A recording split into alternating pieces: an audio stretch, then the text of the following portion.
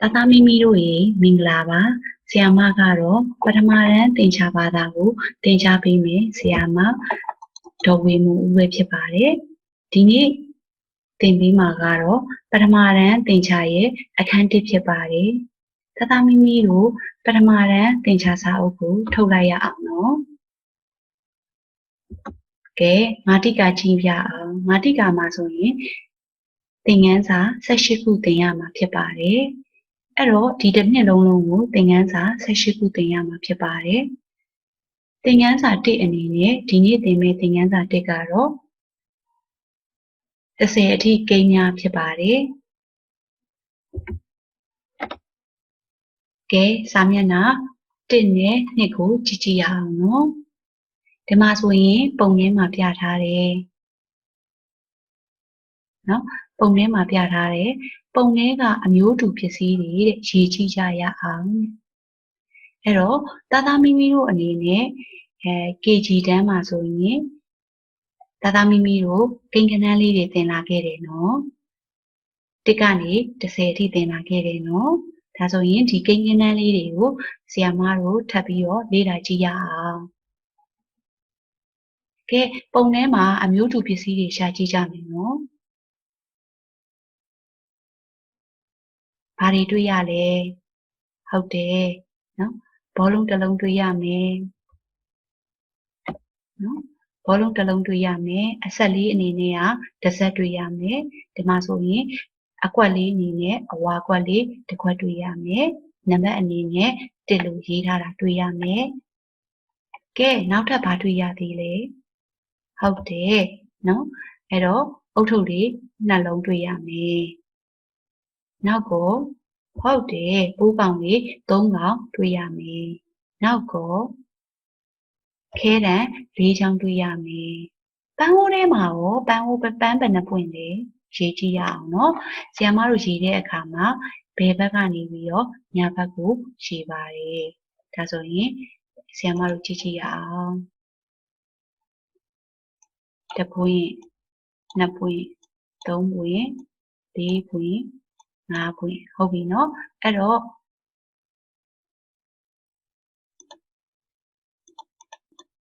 ဆရာမတို့အနေနဲ့ပန်းက5ပွင့်တွေ့ရမယ်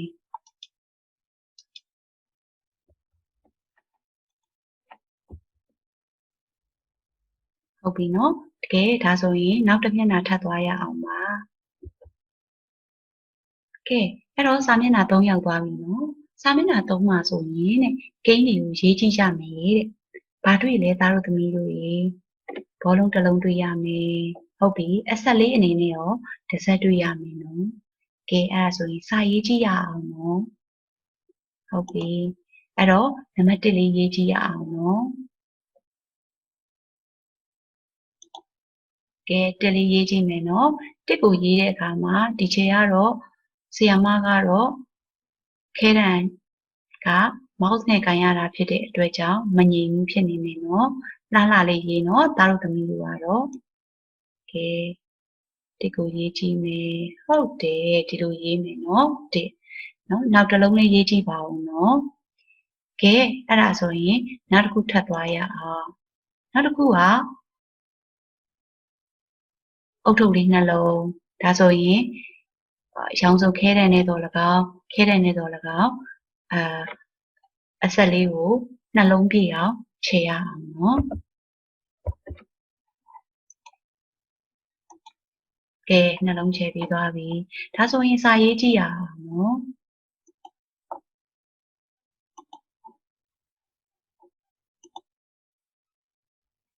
ကဲရေးကြည့်မယ်နှစ်ကဲအပေါ်ကနေဆွဲချမယ်ခွေးခွေးလေးသွားမယ်နှစ်ဟုတ်ပါပြီ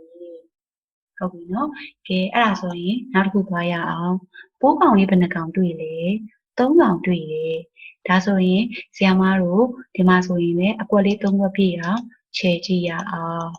ဟောခြေပြီးသွားပြီနော်ဒါဆိုရင်3ရေးကြည့်ရအောင်နော်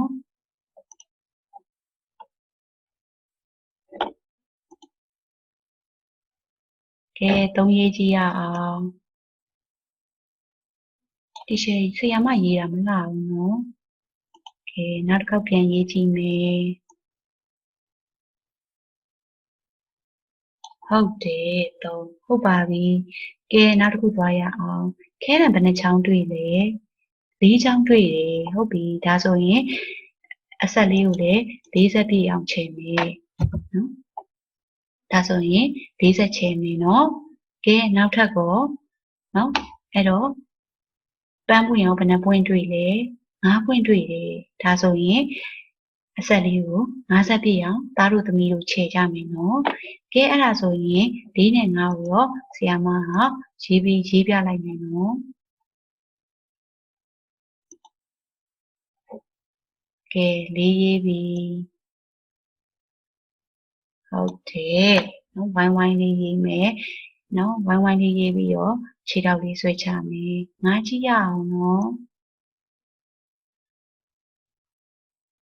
5ရေးမယ်ဆီယမရဲ့5တော့မလှဘူးနော်အဲ့တော့ဆရာသားတို့သမီးတို့အနေနဲ့လက်ကိုငြိမ်ငြိမ်လေးထားပြီးတော့ဆွဲမယ်နော်ကဲအဲ့ဒါဆိုရင်နောက်တစ်မျက်နှာသွားရအောင်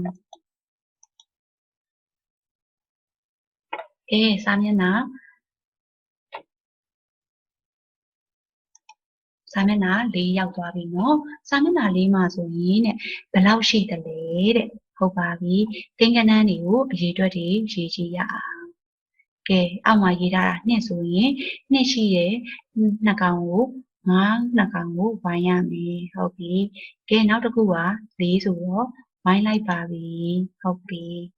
ကဲနောက်ထပ်ပန်းသီးလေးတစ်လုံးလို့ပြောတယ်ဒါဆိုရင်ဆရာမဝိုင်းလိုက်ပါပြီကဲငှက်ကလေး9ကောင်နဲ့ဒါဆိုရင်1 2 3 4 5ကောင်ရှိတာဖြစ်တဲ့ကြောင့်5ကောင်အကုန်ဝိုင်းလိုက်မယ်ကဲဘူပေါင်းလေးဘယ်နှလုံးရှိလဲနော်ဘူပေါင်းလေး1 2 3 4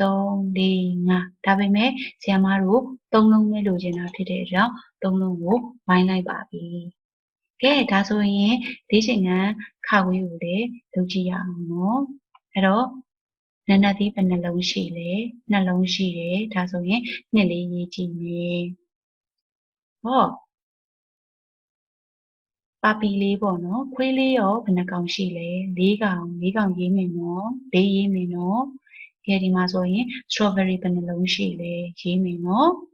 ဟုတ်ပါပြီဒါဆိုရင်ကျန်တဲ့၄ချိန်ငန်းတွေဒါတို့သမီးတို့လုပ်ထားမယ်နော်ကဲစာမျက်နှာ9သွားရအောင်စာမျက်နှာ9မှာရောဗာရေးထားလဲဖတ်ကြည့်ရအောင်ကွက်လက်မှာတဲ့ကိန်းနေရေးပြီးတော့တဲ့အရေးအတွက်တူတဲ့ပုံနဲ့ရှင်တွဲပါတဲ့ကဲအဲ့ဒါဆိုရင်အခုဆိုရင်ဥပမာတစ်ခုလုပ်ပေးထားတယ်ကြောင်ကလေးဘယ်နှကောင်လေးရေးကြည့်ရအောင်တစ်ကောင်နှစ်ကောင်3ကောင်4ကောင်ဒါကြောင့်4နဲ့4ရေးပြီးတော့4ဆက်ထားတယ်ဟုတ်ပြီနော်ဒီမှာအကွက်တုံးလေးတွေရေးပြီးတော့ဆက်ရမှာဖြစ်ပါတယ်ကဲဒါဆိုရင်ဆရာမတို့လက်ရောက်ပြီးစင်ဘယ်နှကောင်ရှိလဲတစ်ကောင်ဒါဆိုရင်နော်အဲ့တော့ဒီအကွက်လေးတစ်တုံးနဲ့ဆက်လိုက်တယ်ပြီးရင်တစ်လို့ရေးလိုက်မယ်နော်ကဲဒါဘာသီးတော့ဟုတ်တယ်ဖရဲသီးဘယ်နှလုံးရှိလဲရေးရအောင်တစ်လုံးနှစ်လုံးသုံးလုံးဒါဆိုရင်ဒီဘက်ကအကွက်3ကွက်ရှိတဲ့ဟာလေးကိုရှာရအောင်ဟောတွေ့ပါပြီဒီမှာ3ကွက်ရှိတယ်နော်ဒါဆိုရင်အဲ့ဒါလေးနဲ့ဆက်ရအောင်ဟုတ်ပါပြီဒါဆိုရင်စာလေးရေးရအောင်တော့ကဲနောက်ထပ်ကဲထီးဘယ်နှချောင်းရှိလဲ1 2 2ချောင်းရှိတယ်နော်ဒါဆိုရင်အကွက်2ကွက်နဲ့ဆက်ရအောင်ဟောဒီမှာ2ကွက်ရှိရယ်နော်ဒါဆိုရင်ဆက်လိုက်ပါပြီရေးလိုက်မယ်2ကဲပန်းပွင့်ရောဘယ်နှပွင့်ရှိလဲ5ပွင့်ရှိတယ်1 2 3 4 5ဒါဆိုရင်အကွက်5ကွက်နဲ့ဆက်ရအောင်5လို့ရေးပါအောင်နော်ဟုတ်ပါပြီကဲဒါဆိုရင်နောက်တစ်မျက်နှာသွားရအောင်ကဲနောက်တစ်မျက်နှာ9ရောက်သွားပြီနော်9မှာဆိုရင်နော်အမျိုးတူပစ္စည်းတွေရေးကြည့်ကြမယ်တဲ့ကဲဒီမှာဆိုမြောက်ကလေးဘယ်နှကောင်ရှိလဲရေးရအောင်တစ်ကောင်နှစ်ကောင်သုံးကောင်လေးကောင်5ကောင်6ကောင်ရှိတယ်ဟုတ်တယ်ဒီမှာ6လို့ရေးထားတယ်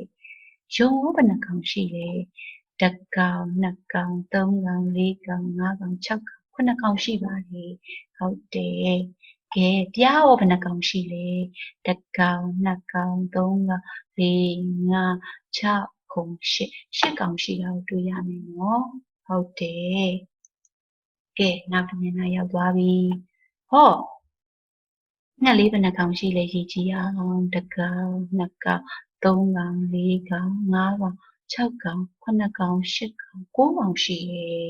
ဟုတ်တယ်9ကောင်ရှိတယ်နော်အဆက်လေးကလည်း90ရှိတယ်အကွက်လေးကလည်း9ကွက်ရှိတာကိုတွေ့ရမယ်ဟောရှင့်လေးဘယ်နှကောင်ရှိလဲတစ်ကောင်နှစ်ကောင်သုံးကောင်လေးကောင်ငါးကောင်6ကောင်9ကောင်10ကောင်10ကောင်ရှိတာကိုတွေ့ရမယ်နော်ကဲဒါဆိုရင်ဆရာမတို့လည်းစာသင်ခန်းထဲမှာရှိတဲ့အမျိုးတူပစ္စည်းတွေရဲ့အရေးအတွက်ကိုရှာကြည့်ရအောင်နော်ကဲဒါဆိုရင်ဆရာမတို့ရေးကြည့်ရအောင်ကဲ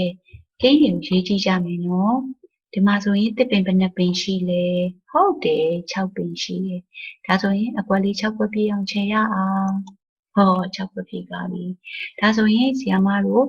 စာလေးရေးကြည့်အောင်နော်ဆရာမကခဲတံနဲ့ဆွဲရတာမို့လို့မငြိမ်ဘူးနော်သားမိမိတို့ကလှလှလေးဆွဲမယ်နော်ဟောချဟုတ်ပြီနော်ကဲဟုတ်ပြီနောက်တစ်ခုဖားလေးဘယ်နှကောင်ရှိလဲဟုတ်တယ်9ကောင်ရှိတယ်ဒါဆိုရင်ဟုတ်ပြီနော်အကွက်ကိုခြေကြည့်ရအောင်နော်အဲ့တော့9ကွက်ခြေထားမယ်နော်ဒါဆိုရင်ဆရာမစာရေးပြမယ်နော်ဟုတ်ပြီကွေးလေးဟုတ်တယ်ခုနှစ်နော်ဟုတ်ပြီဆရာမဘုံကသိမလားဘူးပြန်ဆွေးမယ်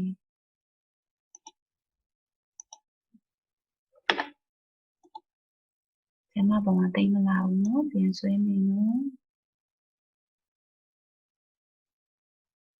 ဟုတ်တယ်ခုနှစ်8ကို8ကဒီအစမ်းလေးကနေစဆွေးမယ်8ဟုတ်ပြီ9ကိုအဲ့တော့4ချောင်းမြင်းနဲ့ဝင်အောင်ဆွဲနော်ဆရာမကလက်မငြိမ်လို့ပါ9ကဲ30ရောတည်ရည်နဲ့ပြီး3ညဆွေးမယ်3ညကအောက်ကနေစဆွဲရတယ်နော်ဒါတို့သမီးတို့ရေဟုတ်ပါပြီဒါဆိုရင်ဆရာမပြန်ဖြတ်လိုက်တော့မယ်နော်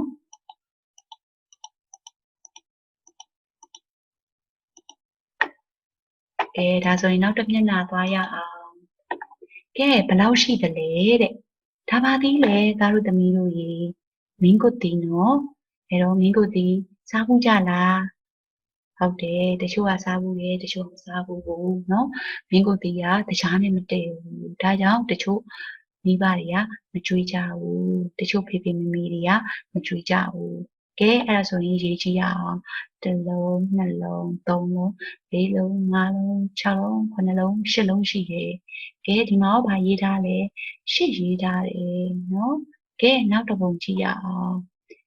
ဗာပုံလဲဟုတ်တယ်ခရမ်းသည်ဘယ်နှပုံဘယ်နှသီးဘယ်နှလုံးရှိလဲ1လုံး2လုံး3လုံး4လုံး5လုံး6လုံးကဲအဲ့ဒါဆိုရင်6လေးရေးကြည့်ရအောင်ဟောဟုတ်ပါပြီကဲနောက်ထပ်ကိုငှက်လေးဘယ်နှကောင်ရှိလဲတစ်ကောင်နှစ်ကောင်သုံးကောင်လေးကောင်5ကောင်6ကောင်9ကောင်ရှိတယ်ရေးကြည့်ရအောင်နော်ဟုတ်ပြီလက်နှစ်သီးရောဘယ်နှလုံးရှိလဲ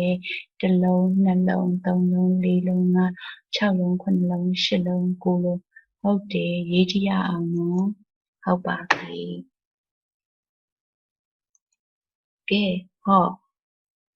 လိမ္မော်သီးကဘယ်နှလုံးရှိတာလဲဟုတ်တယ်10လုံးရှိတယ်ဒါဆိုရင်10လုံးရေးလိုက်ပြီနော်ဟုတ်ပြီချက်သွန်လေးရောဘယ်နှလုံးရှိလဲချက်သွန်လေး1လုံး2လုံး3လုံး4လုံး5လုံး6လုံး9လုံး10လုံး9လုံး10လုံးရှိပါတယ်ဒါတို့သမီးတို့ရေးတဲ့အခါမှာဘယ်ဘက်ကနေညာဘက်ရေးမယ်အတန်းလိုက်စီရေးသွားမယ်နော်ရေးချင်းတို့ရေးလို့မရဘူးနော်ကဲဒါဆိုရင်30ရေးရအောင်ဟုတ်ပြီကဲနောက်တစ်ခုသွားရအောင်ကဲအရေးအတွက်တူတဲ့ပုံနဲ့တဲ့ကဲဒါမှမဟုတ်ပုံချင်းချင်းရှင်တွဲပါတဲ့ ဟုတ်ပြီဒီမှာဆိုရင်အဆက်လေး10ဆက်ရှိတယ်10နဲ့တွေ့ထားတယ်ဒါဆိုရင်တွေးကြည့်ရအောင်9ဆိုတော့ဘယ်နာမှာ9ရှိတယ်ဟုတ်တယ်ငပြောသည်9လုံးရှိတယ်ကဲနောက်တစ်ခုကြည့်ရအောင်အကွက်လေးက9ကွက်က9နဲ့တွဲမယ်ဟုတ်ပြီနောက်တစ်ခုချွက်ကလေး10ကောင်10ကွက်နဲ့တွဲမယ်ကဲနောက်ဆုံးတစ်ခုလိပ်ပြ6ကောင်က6နဲ့တွဲပါမယ်ဒါတော့သမီးတို့မှန်နေနော်ကဲနောက်တစ်ခုသွားရအောင်ဘယ်ဟာများလဲဘယ်ဟာနည်းတယ်လဲတဲ့ကဲပန်းအနီကဘယ်နှပွင့်ရှိလဲဟုတ်တယ်1ပွင့်2ပွင့်3 4 5 6ပွင့်ရှိတယ်ဒါဆိုရင်ပန်းအဝါကို1ပွင့်2ပွင့်3ပွင့်4ပွင့်ရှိတယ်ဒါဆိုရင်ပန်းအဝါကနည်းပါတယ်ကွယ်ကဲဒါဆိုရင်အောက်ကကွက်လေးတွေကိုကြည့်ကြည့်ရအောင်1ကွက်2ကွက်3ကွက်4ကွက်5ကွက်6ကွက်9ကွက်ရှိတယ်ဒီမှာဆိုရင်အကွက်ကအောက်က1 2 3 4 5 6 9 8 9 10ခွက်ရှိပါတယ်ကွယ်ဒါဆိုရင်အပေါ်ကနေပြီးတော့အောက်ကများပါတယ်ဟုတ်ပါပြီဒါဆိုရင်အောက်ကမှုပွင့်လေးတွေအတုံးလေးတွေကိုတစ်ချက်တွက်ကြည့်မယ်နော်ရေးတွက်ကြည့်မယ်နော်အောက်မှာဆိုရင်လည်းခရမ်းသီးနဲ့မုံလာဦးနေဘယ်သူကများလဲဘယ်သူကနည်းလဲပြောကြည့်ရအောင်နော်လေးချိန်ခံလှုပ်ထားပြီးမယ်နော်တာတို့သမီးတို့ရေကဲနောက်တစ်ခုဆက်သွားရအောင်စာမျက်နှာ73ရောက်သွားပြီနော်ဘယ်ကိန်းရကြီးပြီးဘယ်ကိန်းရငယ်တယ်လဲတဲ့ကဲဒီမှာအကွက်လေးအကွက်ဘေးနားမှာ6လို့လည်းရေးထားတယ်6ကကြီးပါတယ်တဲ့ကဲအောက်ကအကွက်က5ကွက်5ကဘာဖြစ်မလဲငယ်တာပေါ့သားတို့သမီးတို့ရေဟုတ်ပြီနော်ဒါဆိုရင်အောက်ကအကွက်လေးကိုလည်းရှည်ကြည့်ပါ9နဲ့9ဘယ်သူပိုကြီးလဲဘယ်သူပိုငယ်လဲအဲ့တော့ရေးကြည့်ရအောင်နော်တွက်ကြည့်ရအောင်နော်ကဲနံပါတ်4သွားရအောင်ဘယ်ကိန်းရကြီးတယ်လဲတဲ့9ရဲ့8ဟောဘယ်ကိန်းကြီးလဲဟုတ်တာပေါ့8ကြီးတာပေါ့ဒါတို့သမီးတို့ရေကဲဒါဆိုရင်ခဝေးကိုလည်းလုပ်ကြည့်ရအောင်နော်ကိုယ့်ဟာကိုယ်လုပ်ကြည့်ရအောင်နော်အင်္ဂါပေးလိုက်မယ်နော်စာမျက်နံပါတ်5ကိုဘယ်ကိန်းကငယ်ပါတယ်တဲ့4နဲ့6ဘယ်ကိန်းငယ်တယ်လဲကြည့်ရအောင်6 4ငယ်ပါတယ်ဟုတ်ပြီနော်4ငယ်ပါတယ်4ငယ်နော်အဲ့တော့4ကိုဝိုင်းရအောင်ခဝေးကိုလည်းအင်္ဂါဖြစ်လုပ်ထားမယ်နော်ကဲနံပါတ်6လုပ်ကြည့်ရအောင်ကွင်းအတွင်းလေးကတဲ့စလုံးတွေကိုသုံးပြီးတော့ပြန်ပြင်ပါတဲ့ပြင်ပြောပါတဲ့6က9ထက်ကြီးတယ်တဲ့ဒါဆိုရင်ငယ်တယ်ဆိုတဲ့စကားနဲ့ပြောကြည့်ရအောင်နော်ဒါဆိုရင်9က6ထက်ငယ်ပါတယ်ဟုတ်ပြီနော်ဒါဆိုခါခွေးကိုလည်းပြန်ပြင်ရေးကြည့်ရအောင်နော်3က9အောက်ငယ်တယ်လို့ပြောတယ်ဒါဆိုရင်ကြီးတယ်ဆိုတဲ့စကားနဲ့ပြောကြည့်ရအောင်9က3ထက်ကြီး3ထက်ကြီးတယ်ဟုတ်ပြီနော်ကဲနောက်တစ်မျက်နှာစာမျက်နှာ14ရောက်သွားပြီနော်ဘယ်ဟာအများကြီးနဲ့အများဆုံးလဲတဲ့ဘယ်ဟာအနည်းဆုံးပါလဲဟုတ်ပြီနော်အဲ့တော့ကဲကြည့်ကြည့်ရအောင်ကဲရုံလေးတွေဘယ်နှကောင်ရှိလဲရေးကြည့်ရအောင်1ကောင်2ကောင်3ကောင်4ကောင်5ကောင်6ကောင်9ကောင်ရှိပါတယ်ကွယ်ကဲမြောက်လေးဘယ်နှကောင်ရှိလဲ1ကောင်2ကောင်3ကောင်4ကောင်5ကောင်ရှိပါတယ်ကဲစိတ်လေးတွေဘယ်နှကောင်ရှိလဲ1ကောင်2ကောင်3ကောင်4ကောင်5ကောင်6ကောင်9ကောင်10ကောင်9ကောင်10ကောင်ရှိပါတယ်ကွယ်ဒါဆိုဘယ်သူပုံများလဲဟုတ်တယ်နော်အဲ့တော့မြောက်ကလေးတွေကအနည်းဆုံးဖြစ်ပြီးတော့စိတ်ကလေးတွေကအများဆုံးဖြစ်တယ်ဟုတ်တယ်ကဲအဲ့ဒါဆိုရင်နံပါတ်ခါဝေးကိုသွားရအောင်ကဲအကွက်လေးတွေရေးကြည့်မယ်နော်ဘောအကွက်လေးတွေရေးကြည့်မယ်နော်1ကွက်2ကွက်3ကွက်4 5 6 8အကွက်8ကွက်ရှိတယ်နော်ကဲနောက်ထပ်တစ်ထန်းသွားရအောင်1ကွက်2ကွက်3ကွက်4ကွက်5ကွက်6ကွက်9ကွက်10ကွက်9ကွက်ရှိပါတယ်ဒါဆိုရင် 6 ခွက်ရှိတယ်နောက်တစ်ခွက်နောက်တစ်ချောင်းတစ်တန်းကြည့်ရအောင်နော်တစ်ခွက်နှစ်ခွက်သုံးခွက်လေးခွက်ငါးခွက်6 ခွက်ရှိပါတယ်ဒါဆိုရင်အများဆုံးကဘယ်သူလဲအနည်းဆုံးကဘယ်သူလဲအဖြေတိုက်ကြည့်ရအောင်ဟောအဲ့တော့အများဆုံးက6 ခွက်ဖြစ်ပြီးတော့အနည်းဆုံးက6 ခွက်ဖြစ်ပါတယ်ကဲနံပါတ်9သွားရအောင်ဘယ်ကိန်းကအကြီးဆုံးလဲဘယ်ကိန်းကအငယ်ဆုံးလဲတဲ့ကဲ2ရယ်4ရယ်1သားတို့ပြောပါဦးဒီတစ်ခေါက်သားတို့လက်နော်အဲ့တော့အကြီးဆုံးကဘယ်သူဖြစ်မလဲ4ဟုတ်တယ်အငယ်ဆုံးကရော1ဖြစ်မယ်ဒါဆိုရင်ဆရာမတို့အဖြေတိုက်ကြည့်ရအောင်နော်ဟောအကြီးဆုံးက4ဖြစ်မယ်အငယ်ဆုံးကရောဟော1ဖြစ်မယ်ဟုတ်တာပေါ့သားတို့သမီးတို့ရေဟုတ်တယ်နော်အဲ့တော့9နဲ့10ကိုလည်းသားတို့သမီးတို့လောက်ထားမယ်နော်အဲ့တော့အင်္ဂါအဖြစ်ပေးလိုက်မယ်နော်ကဲနောက်တစ်ခုလုပ်ရအောင်စာမျက်နှာ15ရောက်သွားပြီနော်ကိန်းကပ်ပြားတွေကိုတဲ့အစင်လိုက်စီကြမယ်တဲ့အဲ့တော့အစင်လိုက်စီရဲတငယ်ချင်းကအစင်လိုက်စီကြတယ်နော်အခုဆိုရင်ဒီမှာစီလိုက်ပြီ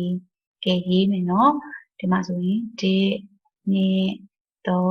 3 4တမီမီတို့ရေးထားမယ်နော်30တိရေးထားမယ်ကဲနံပါတ်9ကြည့်ရအောင်လိုတဲ့ဂိမ်းတွေကိုဖြည့်ပါတဲ့ကဲဖြည့်ကြည့်ရအောင်နော်1ပြီးရင်ဘာလာမလဲဟုတ်တာပေါ့2လာမယ်2ပြီးရင်ဘာလာမလဲ3လာမယ်4လာမယ်4ပြီးရင်ရောဒီတစ်ခေါက်မိမိတို့အလှည့်ပြောကြည့်ပါဦးဟော9လာမယ်မှန်တာပေါ့ကွယ်6ပြီးရင်ရောဒီတစ်ခေါက်သားတို့အလှည့်ဖြစ်မယ်9လာမယ်မှန်တာပေါ့ကွယ်ကဲဒါဆိုရင်နံပါတ်ခကွေးနဲ့ခငယ်ကိုလုပ်ထားမယ်နော်အင်္ဂါဖြစ်ပေးလိုက်မယ်နော်တမီမီတို့ရေကဲစာမျက်နှာ16သွားရအောင်စာမျက်နှာ16မှာကရောအဲ့တော့တစ်ကြီးတဲ့ကိန်းနဲ့တစ်ငယ်တဲ့ကိန်းကိုရှာပေးပါတဲ့ကဲပေါ်မှာ4တုံးရှိတယ်အောက်မှာ5တုံးရှိတယ်5ကတစ်ခုပိုပါတယ်တဲ့4တုံးရှိတယ်3တုံးရှိတယ်4ကနေပြီးတော့တစ်ခုယူလိုက်ရင်3ဖြစ်သွားပါတယ်တဲ့အဲ့တော့ဒီမှာဆိုရင်5က4ထက်1ကြီးပါတယ်တဲ့နောက်တစ်ခုက3က4အောင်1ငယ်ပါတယ်တဲ့ဒါဆိုရင်နံပါတ်30ကြည့်ကြည့်ရအောင်နော်1ကြီးတဲ့ဂိမ်းကိုရှာပါတဲ့ဒါဆိုရင်ဒီမှာအပေါ်က9တုံးရှိတယ်ဒါဆိုရင်9ထက်1ကြီးတာဘာဖြစ်မလဲဟုတ်တယ်8က9ထက်1ကြီးတယ်ဟုတ်ပြီနော်ကဲအဲ့ဒါဆိုရင်နံပါတ်ခါခွေးလေးတွေဖြည့်ကြည့်ရအောင်နော်ကဲနောက်တစ်ခုကအဲ့တော့တစ်ငယ်တဲ့ဂိမ်းကိုရှာပါတဲ့နံပါတ်7ကိုရောက်သွားပြီနော်တစ်ငယ်တဲ့ဂိမ်းကိုရှာပါတဲ့အဲ့တော့အပေါ်ဘလော့တုံးလေးတွေက6တုံးရှိတယ်ဒါဆိုရင်ကွက်လက်ကတဲ့6အောက်တစ်ငယ်ပါလေဘယ်ဟာဖြစ်မလဲ6ထက်တစ်ငယ်တာဘာဖြစ်မလဲဟုတ်တာကို9ဖြစ်မယ်နော်သားတို့သမီးတို့ရေဒါဆိုရင်ခါကြီးကိုသားတို့သမီးတို့ကိုယ်တိုင်လုပ်ကြည့်ရအောင်နော်စနစ်သွားရအောင်စနစ်ကတစ်ကြီးရဲ့ဂိမ်းကိုရေးပါတဲ့ဒါဆိုရင်တစ်ကြီးရဲ့ဂိမ်းကိုရေးမယ်ဆိုရင်6ထက်တစ်ကြီးတာဘာဖြစ်မလဲဟုတ်တယ်9ဖြစ်မယ်ဟုတ်ပြီဒါဆိုရင်ခါခွေးနဲ့ခငယ်ကိုသားတို့သမီးတို့ကိုယ်တိုင်လုပ်ကြည့်မယ်နော်ကဲနံပါတ်73ရောက်သွားပြီတစ်ငယ်တဲ့ဂိမ်းကိုရေးပါတဲ့8အောက်တစ်ငယ်တာဘာဖြစ်မလဲဟုတ်တယ်9ဒါဆိုရင်သားတို့သမီးတို့ရဲ့အဖြေမှန်ပါတယ်ခါခွေးနဲ့ခငယ်ကိုလည်းသားတို့သမီးတို့လုပ်ထားမယ်နော်အင်္ဂါဖြစ်ပေးလိုက်မယ်ကဲစာမျက်နှာ16ပြီးသွားပါပြီဆက်ခွန်သွားရအောင်ကဲကိန်းတွေကိုတဲ့ငယ်ရာနေကြီးရအစင်လိုက်စီကြမယ်တဲ့အဲ့တော့အခုဆိုရင်6 3 8 2 5ငယ်ရာနေကြီးရအစင်လိုက်စီမယ်ဆိုရင်ကဲနှစ်ပြီးရင်ဘာလာမလဲ3ဟုတ်ပြီဒါပြီးရင်ဘာလာ3ပြီးရင်ဘာလာမလဲဟုတ်တယ်9လာပြီ9ပြီးရင်ဘာလာမလဲဟုတ်တယ်6လာမယ်6ပြီးရင်ဘာရှိမလဲဟုတ်တယ်8ရှိမယ်နော်ဟုတ်တယ်ကဲဟိုမှာကျန်ပြိုင်ကားလေးတွေ ဆင်ကြည့်မယ်နော်အဲ့တော့ကိုယ်တိုင်ဆင်ကြည့်ကြမယ်ပြီးရင်ဘောလုံးလေးတွေဆင်ကြည့်ကြမယ်ပြီးရင်အလံလေးတွေဆင်ကြည့်ကြမယ်အင်ကြီးလေးတွေဆင်ကြည့်ကြမယ်ဒါတို့သမီးတို့အိမ်စာလုပ်ထားမယ်နော်ကဲနောက်တစ်ခုကဲရီကိုတဲ့ကြီးရာအနေနဲ့ကအစင်လိုက်စီပါတဲ့ကဲ9 3 2 1 8ကဲစဆင်ပြီနော်ကြီးရာနံပါတ်8 8ကနေစပြီးတော့စီသွားပါပြီ8ပြီးရင်ဘာလာမလဲ9လာမယ်ဟုတ်ပြီ9ပြီးရင်ဘာလာကြည့်အောင်နော်3လာမယ်3ပြီးရင်ဘာလာမလဲဟုတ်တယ်2လာ2ပြီးရင်ဘာလာမလဲနော်ဟုတ်တယ်1လာမယ်ဟုတ်ပြီဒါဆိုရင်တမီမီတို့ခါခွေခါငယ်ခါကြီးငါဒါတို့တမီမီတို့လောက်ထားမယ်နော်ဟုတ်ပါပြီကျေးဇူးတင်ပါတယ်ကဲဟုတ်ပါပြီတမီမီတို့ရေအခုတော့တင်ချအခန်း1သင်ခန်းစာပြီးသွားပါပြီဒါဆိုရင်သင်ခန်းစာလေးတွေလေ့ကျင့်ခန်းလေးလောက်ထားမယ်နော်ကျေးဇူးတင်ပါတယ်